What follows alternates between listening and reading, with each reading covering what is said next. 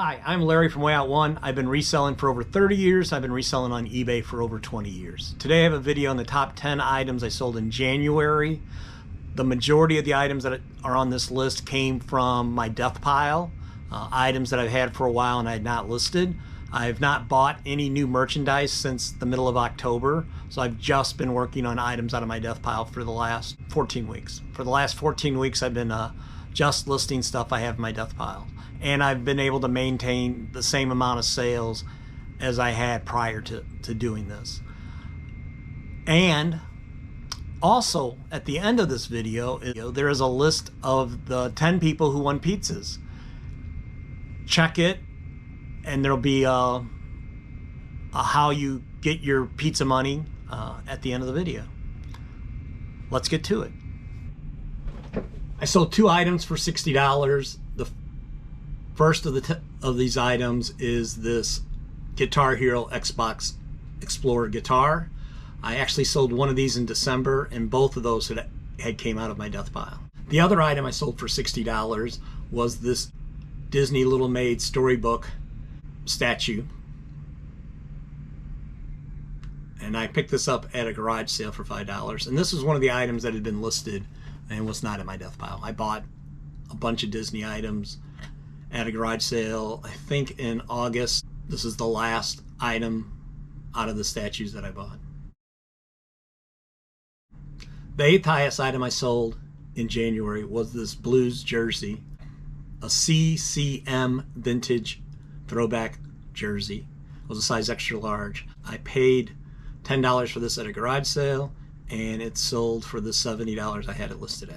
And again, this was not something in my death pile. 7th highest item I sold in January was this set of 44 Batman red logo trading cards from 1966. I picked this was in my death pile. When I was going through, I found a whole tote full of trading cards, and I've listed a bunch of trading cards in the last month. And this had a complete set. These are not in very good, they're in good condition. They have good to acceptable. These are in good to acceptable condition. They have creases. There's some writing on the back of some of the cards, so they're not high grade. But I had it listed, I think, for $90, and I took an offer of $75. I also, when I found these, I found another box full of these red Batman cards. Unfortunately, it was only cards 1 through 10. There was 6 sets of these 1 through 10, and again, they weren't mint. They were in very good condition, and I was able to put together 6 sets of cards 1 through 10, which was a puzzle back that had a picture of Batman, which I will show here. And I have sold 5 of those sets for $20 a set. 6th highest item I sold was this set of 6 vintage Revereware copper clad cookware. There's only 5 lids. It sold for $80. I picked this up at a garage sale sometime in the summer, and it was in my death pile. And the reason it was in my death pile is because I didn't want to clean them. But once they got cleaned, they sold fairly quickly. I had paid $10 for this set. The 5th and the 4th highest items I sold were this zebra symbol barcode scanner. I had sold some of these in the past, and I thought I'd sold out of them. And when I was going through my death pile, I found 2 more of them. And they both sold for the $90 that I had them listed at. Unless I find more in the death pile room, these, I believe, are the last 2 I have. 4th highest item I sold was this Apple iMac Yin and Yang, Think Different poster. This, again, came from my death pile. I had sold some of these in the past, and I had some extra ones, and I had not relisted the extra ones. And again, while going through my death pile, I found that I had these. The guy who bought this also bought a $45 Apple poster, so the combined sale on this was $135, which I think if you can get a buyer to buy multiples of something, you're definitely better off. They like getting a deal because the shipping's cheaper. But these Apple posters, I made a ton of money on these. I bought about 30 posters for $10, and there's 5 or 6 different ones, and they've all sold. This was in my death pile for a long time. I think I bought this maybe 10 years ago. And I had never tried selling it because I didn't know I couldn't find a value. I'd never seen one sell. I actually had it sitting in my kitchen for the longest time on a counter or on a shelving unit. And I had rearranged my kitchen, and it didn't fit the current decor, so I had moved it to the death pile, and it just sort of sat because I didn't know what to do with it. Well, I finally just said, well, I'm just going to put it out and set a price on it. And it sold within a day or two at the $100 that I'd listed it at. Second highest item I sold in January was this crow ring. I listed it for $160, I think, and I took an offer of $125. I had a tote that was just filled with tons and tons of stuff. It actually took me almost 2 weeks to go through this tote. There were so many smalls in it and so many little items that I had to figure out what to do with. A number of them went to my antique booth. $10 and less usually goes into the antique booth. This was probably the best item in that tote. It sold in a few weeks of being listed.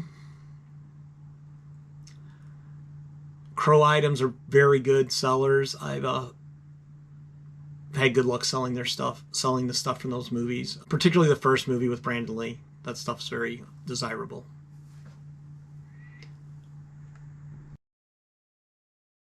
Items sold for the same price as the crow ring. They both sold for $125.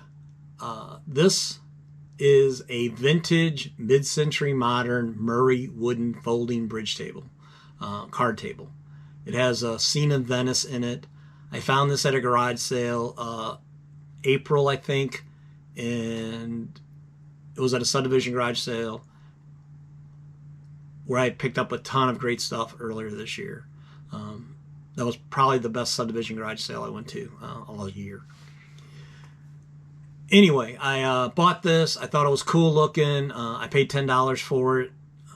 It took me a while to list it because of doing the research and trying to figure out how I was going to ship it. But I think it's been up for 5 months maybe. And it was actually my first sale of the new year. I woke up on New Year's Day to seeing that this had sold for $125, so it was a good way to start the year off. Thanks for watching the video. As I mentioned in the thumbnail shows, death pile destruction was kind of what I've been doing for the last few months. There is a death pile destruction Facebook group that's ran by the Nurse Flipper Cat, and it also has Richard and Dale and Duncan. Those are the 4 main members. I've been an active member since the middle of October, and I've been using it as a support group to make sure I'm not out buying more stuff. We as resellers have a bad habit of overbuying. All of us. That's not true. Drew from Profit Monsters, there's a guy to role model yourself to on turning over your inventory.